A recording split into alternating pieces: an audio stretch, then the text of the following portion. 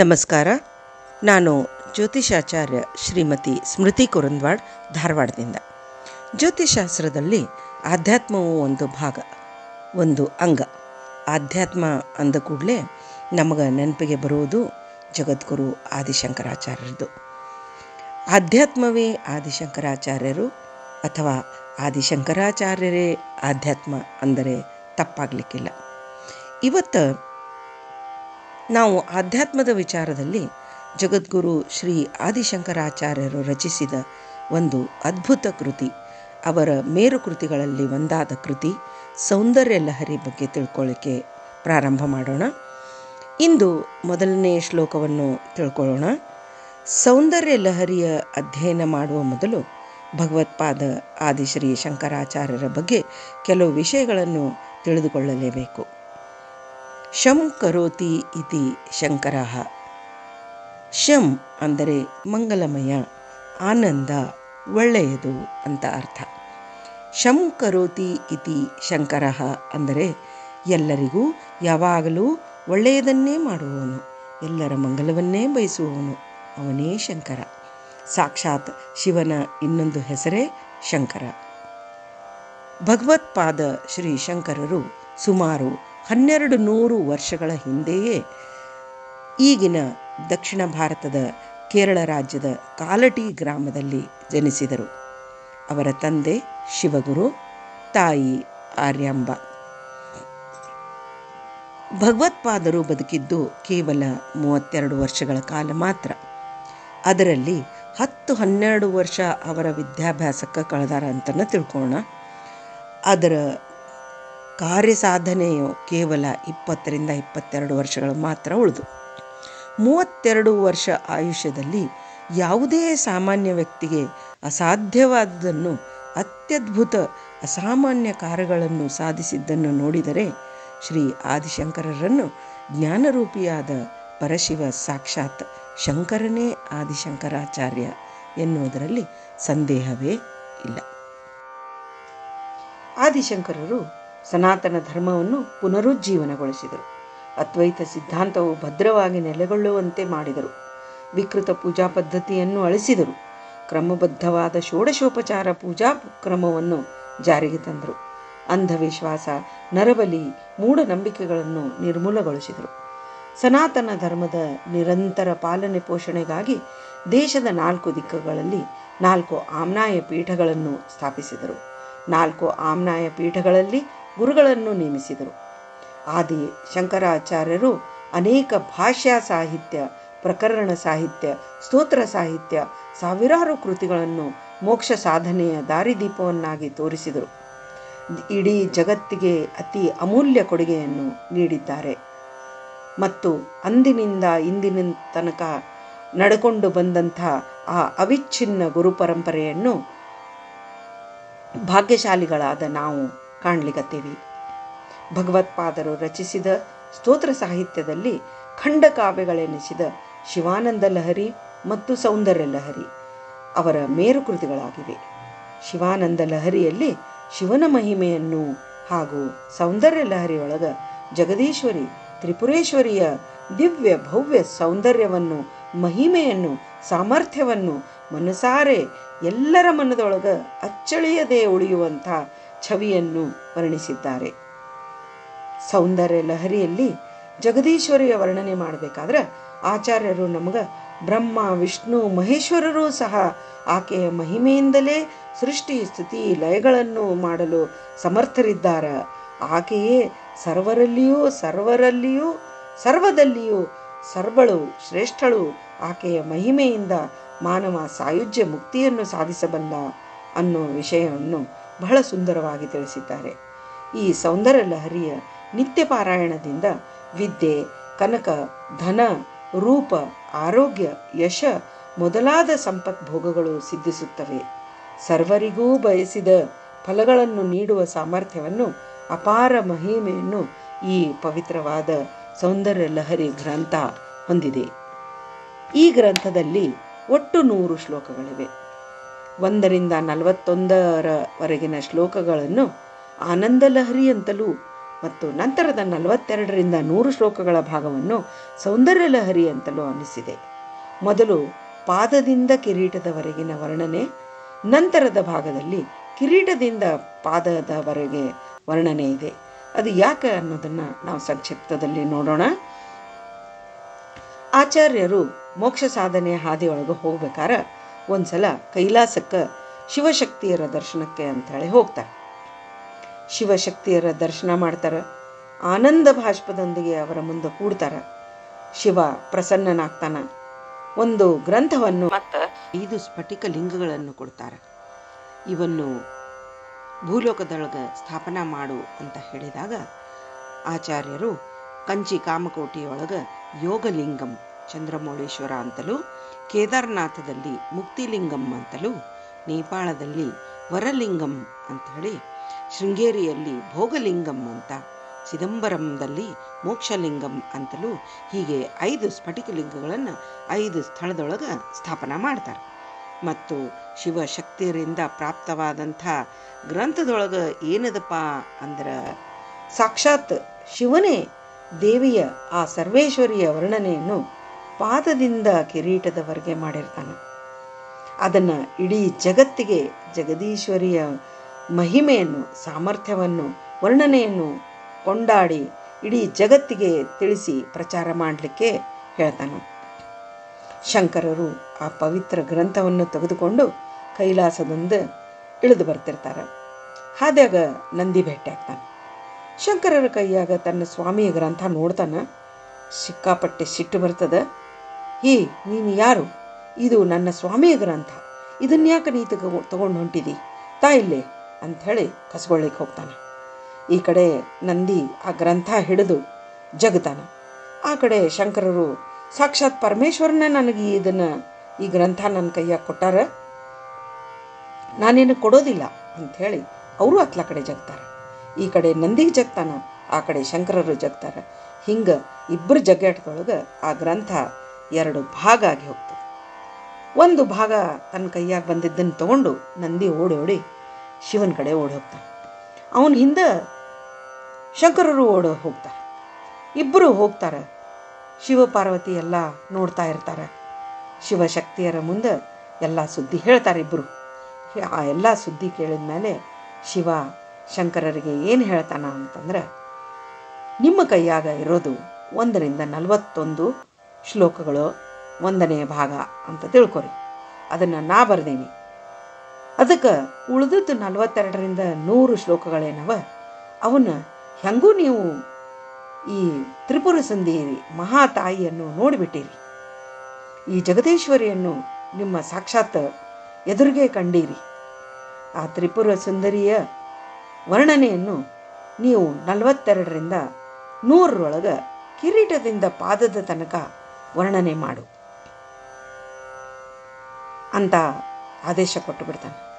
ಹಿಂಗೆ ಶಂಕರರು ಆ 1ರಿಂದ 41 ಶ್ಲೋಕಗಳ ಮೊದಲನೆಯ ಭಾಗವನ್ನು ಸಾಕ್ಷಾತ್ ಶಿವನೇ ಬರೆದಿದ್ದಕ್ಕಾಗಿ ಅದನ್ನು ಆನಂದ ಲಹರಿ ಅಂತಲೂ, ನಂತರದ 42ರಿಂದ 100ರ ಶ್ಲೋಕಗಳನ್ನು ತಾವು ವರ್ಣಿಸಿ 2ನೇ ಭಾಗದೊಳಗೆ ಸೌಂದರ್ಯ ಲಹರಿ ಅಂತಲೂ ಅದನ್ನು ಕರೆದು ಆ ಗ್ರಂಥವನ್ನು ಪೂರ್ಣ ಮಾಡ್ತಾರೆ. ನೋಡ್ರಿ, ಅವರಿಗೆ ಅಸಾಧ್ಯವಾದ ಕಾರ್ಯವನ್ನು ಶಿವ ಒಪ್ಪಿಸಿಬಿಟ್ಟಾನೆ. ಯಾಕಂದ್ರೆ 1ರಿಂದ 41 ಶಿವ ವರ್ಣನೆ ಮಾಡ್ಯಾನ ದೇವಿದು. ದೇವರು ಮಾಡಿದ್ದು ವರ್ಣನಕ್ಕಿಂತ ಉತ್ತಮ ರೀತಿ ಅಥವಾ ಕನಿಷ್ಠ ಸಮಾರ ಬರಬೇಕು. ಅಂದ್ರೆ ನಾವು ಊಹಿಸಿಕೊಳ್ಳಿಕ್ಕೂ ಅಸಾಧ್ಯ ಆದದ್ದನ್ನು ನಾವು ಈ ಮೇರುಕೃತಿ ಸೌಂದರ್ಯ ಲಹರಿ ಒಳಗೆ ಕಾಣ್ತೇವೆ. ಅದಕ್ಕೆ ಇದನ್ನು ಮೇರುಕೃತಿ ಅಂತ ಅಂತಾರೆ.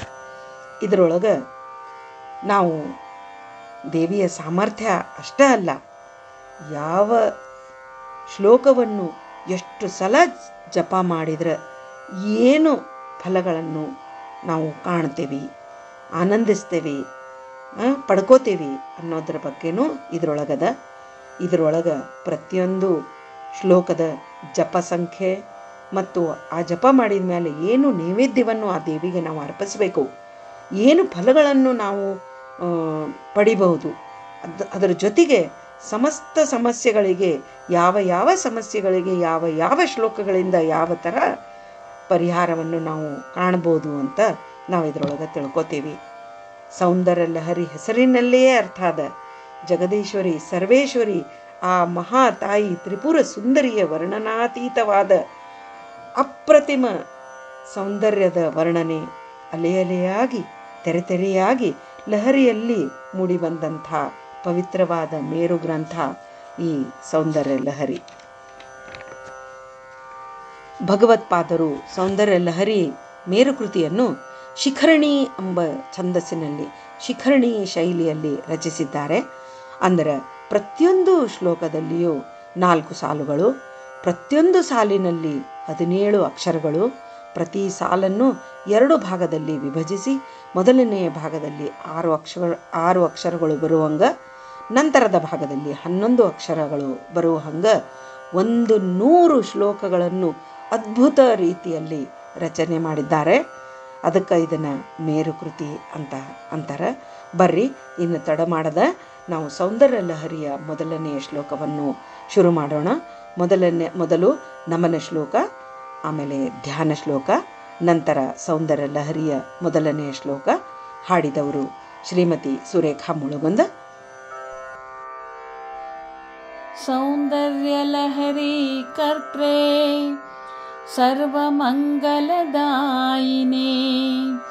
ಶಂಕರಾಚಾರ್ಯವರ್ಯಾಯ ಯತಿರಾಜಾಯ ತೇ ನಮಃ.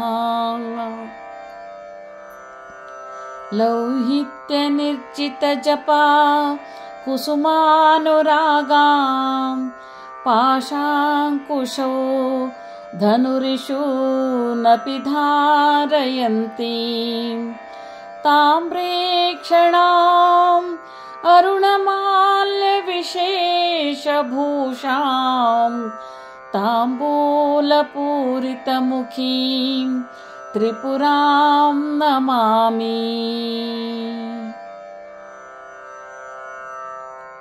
ಶಿವಶಕ್ತ್ಯಾ ಯುಕ್ತೋ ಯದಿ ಭವತಿ ಶಕ್ತಃ ಪ್ರಭವಿತುಂ ನ ಚೇದೇವಂ ದೇವೋ ನ ಖಲು ಕುಶಲಸ್ಪಂದಿತುಮಪಿ. ಅತಸ್ತ್ವಾಮಾರಾಧ್ಯಾಂ ಹರಿಹರ ವಿರಿಂಚಾದಿಭಿರಪಿ ಪ್ರಣಮ್ತುಂ ಸ್ತೋತುಂ ವಾ ಕಥಮಕೃತ ಪುಣ್ಯಃ ಪ್ರಭವತಿ. ಮೊದಲು 1ನೇ ಶ್ಲೋಕದ ಪದಚ್ಛೇದ ಮತ್ತು ಕಠಿಣ ಶಬ್ದಾರ್ಥಗಳನ್ನು ನೋಡೋಣ. ಶಿವಃ ಶಕ್ತ್ಯಾ ಯುಕ್ತೋ ಯದಿ ಭವತಿ ಶಕ್ತಃ ಪ್ರಭವಿತುಂ. ಶಿವಃ ಅಂದ್ರೆ ಶಿವ, ಶಕ್ತ್ಯಾ ಶಕ್ತಿಯಿಂದ. ಎಂಥ ಶಕ್ತಿಯಿಂದ? ಪ್ರಪಂಚ ನಿರ್ಮಾಣ ಮಾಡುವಂಥ ಶಕ್ತಿಯಿಂದ. ಯದಿ ಒಂದು ವೇಳೆ,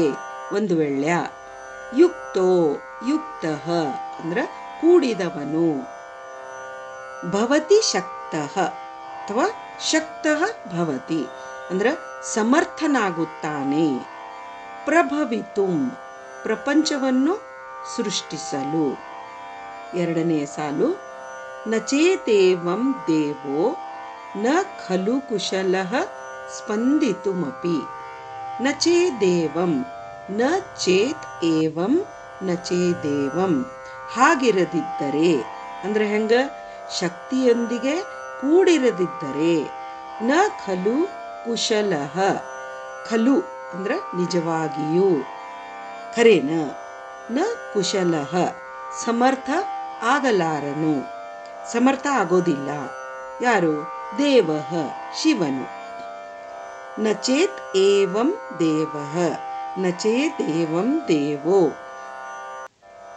ಸ್ಪಂದಿತುಂ ಅಪಿಹಿ ಚಲಿಸಲೂ ಕೂಡ, ಒಂದು ಹೆಜ್ಜೆಯೂ ಇಡಲಿಕ್ಕೆ ಸಹ ಸಮರ್ಥ ಆಗ್ತಿರಲಿಲ್ಲ. 3ನೇ ಸಾಲು, ಅತಸ್ತ್ವಾಂ ಆರಾಧ್ಯಾಂ ಹರಿಹರ ವಿರಿಂಚಾಧಿಭಿರಪಿ. ಅತಸ್ತ್ವಾಂ ಅತಃ ತ್ವಾಂ, ಅತಃ ಅಂದ್ರೆ ಆದ್ದರಿಂದ, ತ್ವಾಂ ನಿನ್ನನ್ನು, ಆರಾಧ್ಯಾಂ ಅರ್ಹಳಾದ, ಪೂಜೆಗೆ ಅರ್ಹಳಾದ, ಹರಿಹರ ವಿರಿಂಚಾದಿಭಿರಪಿ. ಹರಿ ವಿಷ್ಣು, ಹರ ಶಿವ, ವಿರಂಚ ಬ್ರಹ್ಮರೇ, ಆದಿಭಿಹಿ ಅಪಿ ಮೊದಲಾದವರಿಂದ, ಮುಂತಾದ ಸಕಲ ದೇವತೆಗಳಿಂದ, ಅಪಿ ಅಂದ್ರ ಸಹಿತ. 4ನೇ ಸಾಲು. ಪ್ರಣಮ್ತುಂ ಸ್ತೋತುಂ ವಾ ಕಥಮ ಅಕೃತ ಪುಣ್ಯ ಪ್ರಭವತಿ. ಪ್ರಣಮ್ತುಂ ಸ್ತೋತುಂ ವಾ ಕಥಮ ಕೃತ ಪುಣ್ಯ ಪ್ರಭವತಿ. ಪ್ರಣಮ್ತುಂ ನಮಿಸಲು, ನಮಸ್ಕಾರ ಮಾಡಲು, ಪ್ರಣಾಮ ಮಾಡಲು. ಸ್ತೋತುಂ ಸ್ತುತಿಸಲು, ನಿನ್ನನ್ನು ವರ್ಣಿಸಲು, ಹಾಡಿ ಹೊಗಳಲು, ನಿನ್ನ ಸ್ತುತಿ ಮಾಡಲಿಕ್ಕೆ. ಕಥಂ ಹೆಂಗ, ಹೇಗೆ ತಾನೇ. ಕಥಮ ಕೃತ, ಕಥಂ ಪ್ಲಸ್ ಅಕೃತ, ಕಥಮ ಕೃತ ಪುಣ್ಯ, ಅಕೃತ ಪುಣ್ಯ ಪುಣ್ಯವನ್ನು ಮಾಡದೇ ಇರುವವನು. ಪ್ರಭವತಿ ಹೇಗೆ ತಾನೇ ಸಮರ್ಥನಾಗುತ್ತಾನೆ ಅಂತ ಈ ಪದಚ್ಛೇದ ಮತ್ತು ಕಠಿಣ ಶಬ್ದಾರ್ಥಗಳು. ಈಗ ಭಾವಾರ್ಥ ನೋಡೋಣ. ಹೇ ದೇವಿಯೇ, ಮಂಗಳಕರನಾದ ಪರಶಿವನು ಶಕ್ತಿಯಿಂದ ಕೂಡಿದವನಾಗಿದ್ದರೆ ಮಾತ್ರ ಈ ಜಗತ್ತನ್ನೇ ಸೃಷ್ಟಿಸಬಲ್ಲನು, ಈ ಪ್ರಪಂಚವನ್ನು ನಿರ್ಮಿಸಲಿಕ್ಕೆ ಸಮರ್ಥನಾಗ್ತಾನ. ಹಿಂಗೆ ಇದ್ದಿದ್ದಿಲ್ಲ ಅಂದ್ರ ಶಿವೇ ಶಕ್ತಿಯೊಡನೆ ಕೂಡಿದ್ದಿಲ್ಲ ಅಂತಂದ್ರ ಚಲಿಸಲೂ ಸಹ ಆತನಿಂದ ಆಗಲಾರದು. ಶಿವನು ಶಿವೆಯಿಂದ ಕೂಡಿದಾಗ ಮಾತ್ರ ಸಮರ್ಥನಾಗ್ತಾನ. ಆದ್ರಿಂದ ಹರಿ ಅಂದ್ರ ವಿಷ್ಣು, ಹರ ಅಂದ್ರ ಶಿವ, ವಿರಿಂಚ ಅಂದ್ರ ಬ್ರಹ್ಮ, ಇನ್ನೂ ಅನೇಕ ದೇವಾನುದೇವತೆಗಳು ಪೂಜಿಸಲಿಕ್ಕೆ ಸ್ತುತಿ ಮಾಡ್ತಾರ, ಪೂಜಿಸ್ತಾರ. ಯಾರು ಪುಣ್ಯ ಮಾಡಿರೋದಿಲ್ವೋ, ಅಕೃತ ಪುಣ್ಯ ಅಂದ್ರ ಯಾರು ಪುಣ್ಯ ಮಾಡಿರೋದಿಲ್ವೋ ಅಂಥವರು ನಿನ್ನನ್ನು ಸ್ತುತಿ ಮಾಡಲಿಕ್ಕೆ ಆಗಲಿ, ನಿನ್ನನ್ನು ಪೂಜೆ ಮಾಡಲಿಕ್ಕೆ ಆಗಲಿ ಅಸಮರ್ಥರಿರ್ತಾರ. ಹರಿ ಹರ ಬ್ರಹ್ಮರು ದೇವಿಯನ್ನು ಪೂಜಿಸುವುದಾಗಲಿ, ಸ್ತುತಿ ವರ್ಣನೆ ಮಾಡುವುದಾಗಲಿ ಹೆಂಗ ಅನ್ನೋದನ್ನ ಅವರು ಹೆಂಗೆ ಮಾಡ್ತಾರ, ಹೆಂಗೆ ಸ್ತುತಿಸ್ತಾರ, ಹೆಂಗೆ ಪೂಜೆ ಮಾಡ್ತಾರ, ಅವರು ಅದನ್ನು ಮಾಡಲಿಕ್ಕೆ ಹೆಂಗೆ ಸಮರ್ಥರಿದ್ದಾರ ಅನ್ನೋದನ್ನು ನಾವು ಮುಂದಿನ 99 ಶ್ಲೋಕಗಳೊಳಗೆ ನಾವು ನೋಡ್ತಾ ಹೋಗೋಣ. ಹಿಂಗೆ ಮೊದಲನೆಯ ಶ್ಲೋಕದೊಳಗೆ ಶಿವ ಶಕ್ತಿಯೊಡನೆ ಕೂಡಿದಾಗ ಮಾತ್ರ ಜಗತ್ತಿನ ಸೃಷ್ಟಿ ಸಾಧ್ಯ. ಶಕ್ತಿ ಇಲ್ಲದಿದ್ದರೆ ಶಿವನು ಒಂದು ಹೆಜ್ಜೆ ಕೂಡ ಇಡ್ಲಿಕ್ಕೆ ಅಸಮರ್ಥನು ಅಂಥೇಳಿ ಆ ತಾಯಿ ತ್ರಿಪುರ ಸುಂದರಿಯ ಶಕ್ತಿ ಮಹಿಮೆಯನ್ನು ವರ್ಣಿಸಿದ್ದಾರೆ. ನಾವು ಮೊದಲನೇ ಶ್ಲೋಕವನ್ನು ಸೂಕ್ಷ್ಮ ರೀತಿಯಿಂದ ಗಮನಿಸಿದಾಗ ಸೌಂದರ್ಯ ಲಹರಿಯ ರಚನೆಯ ಮೊದಲನೆಯ ಶಬ್ದವನ್ನೇ ಭಗವತ್ಪಾದರು ಶಿವ ಅಂತ ರಚಿಸಿದ್ದಾರೆ. ಶಿವ ಅಂದರೆ ಮಂಗಳಕರನಾದ, ಮಂಗಳಮಯವಾದ ಅಂತ ಅರ್ಥ. ಇಂಥ ಮಂಗಳಕರವಾದ ಅರ್ಥದಿಂದ ಪ್ರಾರಂಭ ಮಾಡಿದ್ದಾರೆ. ನಂತರ ಶಕ್ತಿ ಶಬ್ದವನ್ನು ಜೋಡಿಸಿದ್ದಾರೆ. ಶಿವ ಶಕ್ತಿ ಇದರೊಳಗೆ ನಾವು ಸ್ವರಗಳನ್ನು ಗಮನಿಸಿದಾಗ ಶ ಅಕ್ಷರದೊಂದಿಗೆ ಈ ಸ್ವರ ಸೇರಿ ಶಿ ಮತ್ತು ವ ಅಕ್ಷರದೊಂದಿಗೆ ಅ ಸ್ವರ ಸೇರಿ ವ. ಹೀಗೆ ಶಿವ ಶಬ್ದದೊಳಗೆ ಈ ಮತ್ತು ಅ ಸ್ವರಗಳು ಸೇರಿಕೊಂಡಿವೆ. ಇನ್ನು ಶಕ್ತಿ ಶಬ್ದದೊಳಗೆ ಶ ಅಕ್ಷರದಲ್ಲಿ ಅ ಸ್ವರ ಸೇರಿ ಮತ್ತು ತಿ ಅಕ್ಷರದಲ್ಲಿ ಈ ಸ್ವರ ಸೇರಿ, ಹಿಂಗೆ ಶಕ್ತಿ ಶಬ್ದದೊಳಗೆ ಅ ಈ ಸ್ವರ ಅಂದರೆ ಶಿವಶಕ್ತಿಯೊಳಗೆ ಈ ಅ ಇ ಹಿಂಗೆ ಎರಡು ಸ್ವರಗಳು ಒಂದಕ್ಕೊಂದು ಪ್ರತಿಬಿಂಬ ಇನ್ನೊಂದರಂಗ ಅವ. ಅಂದ್ರೆ ಶಿವಶಕ್ತಿಯೂ ಬೇರೆ ಅಲ್ಲ, ಒಬ್ಬರ ಪ್ರತಿಬಿಂಬ ಇನ್ನೊಬ್ಬರು ಅಂತ ತಿಳಿಸಿದ್ದಾರೆ. ಈ ವಿಷಯ ಮಾತಾಡಬೇಕಾದ್ರೆ ನಮ್ಮ ಗಮನಕ್ಕೆ ಬರೋದು ನಮ್ಮ ಮಹಾಕವಿ ಕಾಳಿದಾಸ. ಮಹಾಕವಿ ಕಾಳಿದಾಸ ತನ್ನ ರಘುವಂಶದಲ್ಲಿ ಒಂದು ಶ್ಲೋಕದೊಂದಿಗೆ ಆ ರಘುವಂಶವನ್ನು ಪ್ರಾರಂಭಿಸುತ್ತಾನೆ. ಏನಂತಂದ್ರೆ, ವಾಗರ್ಥಾವಿವ ಸಂಪೃಕ್ತವು ವಾಗರ್ಥ ಪ್ರತಿಪತ್ತಯೇ ಜಗತಃ ಪಿತರವು ಒಂದೇ ಪಾರ್ವತಿ ಪರಮೇಶ್ವರವು ಅಂತ ಹೇಳ್ತಾನೆ. ಪ್ರತಿಯೊಂದು ಶಬ್ದಕ್ಕೂ ಒಂದು ಅರ್ಥ ಇದೆ. ಯಾವುದೇ ಅರ್ಥವನ್ನು ನಾವು ತಿಳ್ಕೋಬೇಕಾದ್ರೆ ಅದರ ಹಿಂದೆ ಒಂದು ಶಬ್ದ ಇದ್ದೇ ಇರ್ತದೆ. ಹೇಗೆ ನಾವು ಶಬ್ದದಿಂದ ಅರ್ಥವನ್ನು ಬೇರ್ಪಡಿಸಲಿಕ್ಕೆ ಸಾಧ್ಯವಿಲ್ಲವೋ ಅದೇ ರೀತಿ ಶಿವನಿಂದ ಶಕ್ತಿಯನ್ನು, ಶಕ್ತಿಯಿಂದ ಶಿವನನ್ನು ಬೇರ್ಪಡಿಸಲಿಕ್ಕೆ ಆಗೋದಿಲ್ಲ. ಶಿವ ಶಕ್ತಿ ಬೇರೆ ಅಲ್ಲ.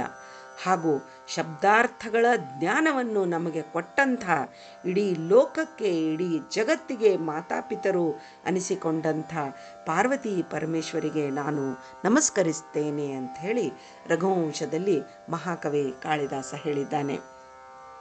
ಇದಲ್ಲದೆ ಹೇಗೆ ಬೆಂಕಿಯಿಂದ ಉಷ್ಣತೆಯನ್ನು ಬೇರ್ಪಡಿಸಲಿಕ್ಕೆ ಆಗೋದಿಲ್ವೋ, ಹಿಮದಿಂದ ಶೀತಲತೆಯನ್ನು ಬೇರ್ಪಡಿಸಲಿಕ್ಕೆ ಆಗೋದಿಲ್ವೋ, ಶ್ರೀಗಂಧದಿಂದ ಅದರ ಸುವಾಸನೆಯನ್ನು ಬೇರ್ಪಡಿಸಲಿಕ್ಕೆ ಆಗೋದಿಲ್ವೋ, ಶಬ್ದದಿಂದ ಅರ್ಥವನ್ನು ಬೇರ್ಪಡಿಸಲಿಕ್ಕೆ ಆಗೋದಿಲ್ವೋ, ಅದೇ ರೀತಿ ಶಿವನಿಂದ ಶಕ್ತಿಯನ್ನು, ಶಕ್ತಿಯಿಂದ ಶಿವನನ್ನು ಬೇರ್ಪಡಿಸಲಿಕ್ಕೆ ಆಗೋದಿಲ್ಲ ಅಂಥೇಳಿ ಆಚಾರ್ಯರು ವರ್ಣನೆ ಮಾಡಿದ್ದಾರೆ. ಶಿವನು ಶಕ್ತಿಯೊಡನೆಗೆ ಕೂಡಿದಾಗ ಮಾತ್ರ ಜಗತ್ತಿನ ಸೃಷ್ಟಿ ಸಾಧ್ಯ. ಶಕ್ತಿ ಇಲ್ಲದಿದ್ದರೆ ಅವನು ಒಂದು ಹೆಜ್ಜೆಯನ್ನು ಕೂಡ ಇಡಲು ಅಸಮರ್ಥನಿದ್ದಾನೆ. ತ್ರಿಮೂರ್ತಿಗಳಲ್ಲದೆ ಅನೇಕ ದೇವಾನುದೇವತೆಗಳು ಆಕೆಯನ್ನು ಪೂಜಿಸ್ತಾರೆ. ಆಕೆಯ ಪೂಜೆಗೆ ಅರ್ಹಳು, ಸರ್ವರಲ್ಲಿ ಸರ್ವಶ್ರೇಷ್ಠಳು ಅಂತ ಮೊದಲನೆಯ ಶ್ಲೋಕದಲ್ಲಿ ಆಚಾರ್ಯರು ವರ್ಣನೆಯನ್ನು ಮಾಡ್ತಾರೆ. ಅಂತಹ ಭಗವತ್ ಪಾದರಿಗೆ ಮತ್ತು ಮಹಾತಾಯಿ ಜಗನ್ಮಾತೆ ತ್ರಿಪುರ ಸುಂದರಿಗೆ ಕೋಟಿ ಕೋಟಿ ನಮಿಸುತ್ತಾ, ಯಾ ದೇವಿ ಸರ್ವಭೂತೇಷು ಮಾತೃರೂಪೇಣ ಸಂಸ್ಥಿತ, ನಮಸ್ತಸ್ಸೇ ನಮಸ್ತಸ್ಸೇ ನಮಸ್ತಸ್ಸೇ ನಮೋ ನಮಃ ಅಂತ ಹೇಳಿ ಮತ್ತೊಮ್ಮೆ ಶ್ರೀಮತಿ ಸುರೇಖಾ ಮುಳುಗುಂದ್ ಅವರಿಂದ ಮೊದಲನೆಯ ಶ್ಲೋಕ ಪಠಣ ಮತ್ತು ಶಾಂತಿ ಮಂತ್ರವನ್ನು ಇನ್ನೊಮ್ಮೆ ಕೇಳೋಣ. ಶಿವಶಕ್ತ್ಯಾ ಯುಕ್ತೋ ಯದಿ ಭವತಿ ಶಕ್ತಃ ಪ್ರಭವಿತುಂ ನ ಚೇದೇವಂ ದೇವೋ ನ ಖಲು ಕುಶಲಸ್ಪಂದಿತುಮಪಿ ಅತಸ್ತ್ವಾಮಾರಾಧ್ಯಾಂ ಹರಿಹರ ವಿರಿಂಚಾದಿಭಿರಪಿ ಪ್ರಣಮ್ತುಂ ಸ್ತೋತುಂ ವಾ ಕಥಮಕೃತ ಪುಣ್ಯಃ ಪ್ರಭವತಿ. ಸರ್ವೇ ಭವಂತು ಸುಖಿನಃ, ಸರ್ವೇ ಸಂತು ನಿರಾಮಯಾಃ, ಸರ್ವೇ ಭದ್ರಾಣಿ ಪಶ್ಯಂತು ಮಾ ಕಶ್ಚಿತ್ ದುಃಖಭಾಗ್ ಭವೇತ್. ಓಂ ಶಾಂತಿ ಶಾಂತಿ ಶಾಂತಿ.